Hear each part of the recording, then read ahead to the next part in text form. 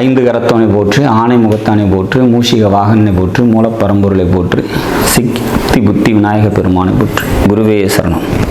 இணையத்தாள் இணைமீது எங்களுக்கு வணக்கம். இது 2025 மே மாதம் 18ஆம் தேதி வரக்கூடிய ராகு கேதுக்கான பயிற்சிக்கான பலன் கன்னி ராசிக்கு எப்படி இருக்க போகுது அப்படிங்கிறத பார்க்கலாம். இதுவரைக்கும் உங்களோட ராசியிலே இருந்த கேது பகவான் அவர் பயிற்சி ஆகிறது ரொம்ப நல்லது.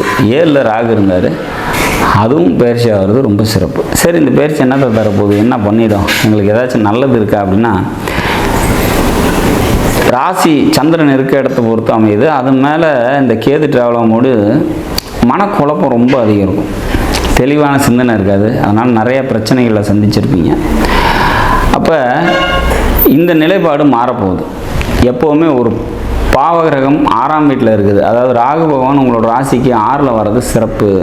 எதிரிகளை வெல்லக்கூடிய ஆற்றலும் சக்தியும் தைரியமும் மனதில் புது தெம்பும் தெளிவும் ஏற்படும் அப்படிங்கிறதுல மாற்றம் இல்லை.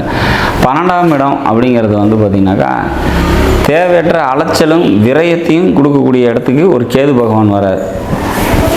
அப்படின்னா அப்போ அந்த கேது பகவான் பார்த்திங்கனாக்கா அலைச்சல் விரயத்தெல்லாம் கம்மி பண்ணும் அப்படிங்கிறத எடுத்துக்கலாம்.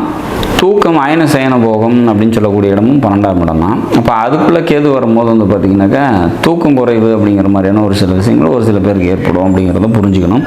இங்கே சிம்ம ராசிக்குள்ளேயும் கும்பராசிக்குள்ளேயும் உங்களோட ஜனனகால ஜாதகத்தில் ஏதாவது கிரகங்கள் இருக்குது அப்படின்னாக்கா அந்த கிரகங்கள் ரீதியான நன்மை தீமைகளை இந்த ராகு கேதுக்கள் நிச்சயமாக தரும் அப்படிங்கிறத நம்ம புரிஞ்சுக்கணும்.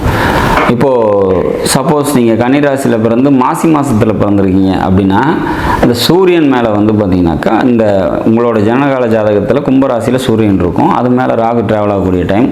அப்பாவால் பிரச்சனைகள், அப்பாவுக்கும் உங்களுக்கு கருத்து வேறுபாடுகள்லாம் ஏற்படும் அப்படிங்கிறத புரிஞ்சுக்கணும். அப்போ இந்த மாதிரியான ஒரு காலங்களில் உறவுகள் ரீதியான மனக்கசப்பு ஏற்படும் நமக்கு தெரிஞ்சால் அங்கே விட்டு கொடுத்து போயிடுறது சிறப்பு. அதுக்காக தான் இதை நம்ம முன்னக்கூட்டி நோட்டிஃபை பண்ணுறோம். இந்த கும்பராசிக்குள்ளே சப்போஸ் குரு இருக்குதுன்னு வச்சுக்கலாம், வக்ரமான குரு இருக்குது அப்படின்னா உங்களோட ஜனகால ஜாதகத்தில் உதாரணமாக நீங்கள் ஒரு 1986 பிறந்திருக்கீங்கன்னு வச்சிங்க, அந்த இடத்துல கும்பத்தில் குரு இருக்கும், அது வக்ரமாக இருந்தது அப்படின்னா கண்டிப்பாக பொருளாதார ரீதியாக முன்னேற்றமான ஒரு சூழ்நிலைகள் ஏற்படும். புத்திரபாக்கியம் இல்லாதவங்களுக்கு புத்திரபாக்கியம் கிடைக்கும், திருமணமாகாமல் இருக்கிறீங்கன்னா அதுக்கான காலமாக இருக்கும். அப்போ பல நன்மைகளை இந்த குரு வக்ரமான குரு மேலே இந்த ராகு ட்ராவல் ஆகக்கூடிய டைமில் தந்துடும் அப்படிங்கிறத புரிஞ்சுக்கணும். சப்போஸ் வக்ர செவ்வாய், வக்ர சுக்கிரன், வக்ர புதன், வக்ர சனி இதெல்லாம் எந்த கிரகங்கள் அங்கே கும்பராசியில் இருந்தாலோ அல்லது சிம்ம ராசியில் இருந்தாலோ அதன் மூலமாக நன்மைகளை தரும் அப்படிங்கிறதுல மாற்றே இல்லை. அப்போ அது புரிஞ்சுக்கணும். சப்போஸ் வக்ரம் இல்லாத ஏதாவது ஒரு கிரகம் இருக்குது அப்படின்னா 1994 பிறந்திருக்கீங்கன்னு வச்சுக்கலாம், கன்னி ராசியில் பிறந்திருக்கீங்க, 1994 வருஷத்தில் பிறந்திருக்கீங்க அப்படின்னா கும்பத்தில் பார்த்திங்கன்னா சனி இருக்கும். அப்போ அந்த சனி மேலே ராகு ட்ராவல் ஆகக்கூடிய டைம் வேலையில் சிரமம், சொந்த தொழில் செஞ்சிட்டிங்கன்னா தொழிலையும் சிரமம் ஏற்படும். அப்போ அது புரிஞ்சுக்கணும். இப்போ இந்த ராசிக்குள்ளே என்ன கிரகம் இருக்குதோ அதன் ரீதியான பாதிப்பை தான் ராகு கேதுகள் தரப்போகுது அப்படிங்கிறது தெளிவாக புரிஞ்சுக்கணும். அதே மாதிரி 1991 பிறந்திருக்கீங்க அப்படின்னா சிம்மத்தில் குரு இருப்பார். அந்த குரு மேலே ஜனனகால ஜாதகத்தில் குரு இருக்கும் போது அங்கே கேது உள்ளே போய் ட்ராவல் ஆகும்போது பொருளாதார ரீதியாக சிக்கல்கள் ஏற்படும் அப்படிங்கிறத புரிஞ்சுக்கணும்.